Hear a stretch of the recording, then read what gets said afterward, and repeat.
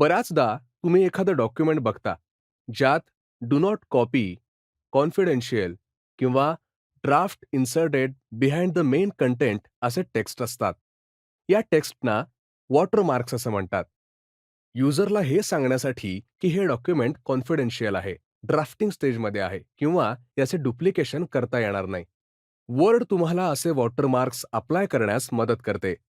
Page background ग्रुपमधून watermark click करा आणि ऑप्शन सिलेक्ट करा. तुम्ही बघू शकता बॅकग्राऊंडला टेक्स्ट ॲड करण्यात आलं आहे.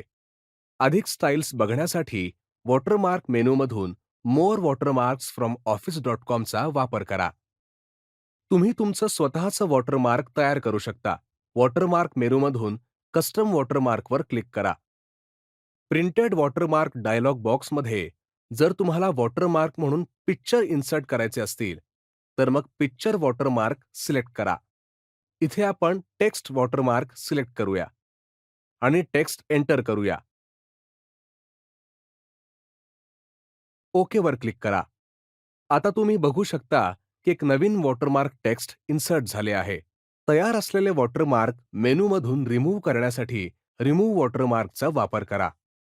तुमच्या डॉक्युमेंटच्या पेजेसना कलर देऊन तुम्ही त्यांना अधिक स्टायलिश बनवू शकता. पेज कलरवर क्लिक करा आणि तुमची आवड निवडा. आता सगळ्या पेजेसचा रंग बदलल्याचे तुम्ही बघू शकता.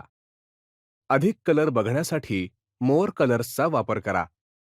पेजला इफेक्ट, टेक्स्चर आणि पॅटर्न देण्यासाठी फिल इफेक्टचा वापर करा. पेज बॉर्डरचा वापर करून तुमच्या पेजला तुम्ही अधिक आकर्षक बनवू शकता. पेज बॉर्डरवर क्लिक करा. बॉर्डर्स अँड शेडिंग विंडोमध्ये page border tab he by default active असते.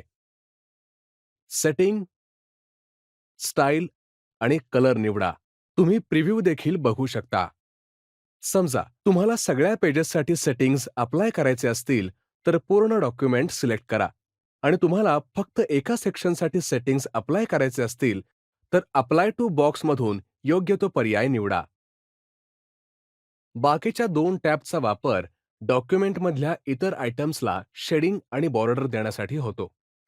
डायलॉग बॉक्स बंद करण्यासाठी कॅन्सलवर क्लिक करा.